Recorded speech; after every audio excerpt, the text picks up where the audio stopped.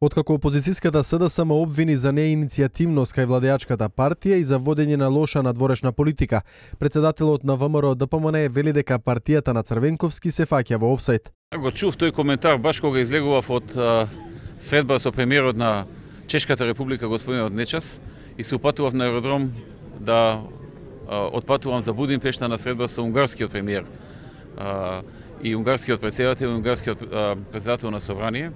И баш се чудев како постојано нашите конкуренти се фаќаат со еден фудбалски жаргон да кажам во офсајд.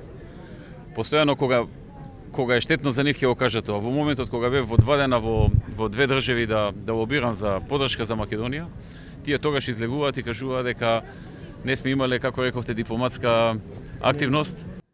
Ваквите потези за Груевски не се новитет од страна на СДСМ. Тој посочува дека како владеачка партија ќе продолжат со остварување на стратешките цели и напорите за креирање на подобар амбиент на Република Македонија во Европа.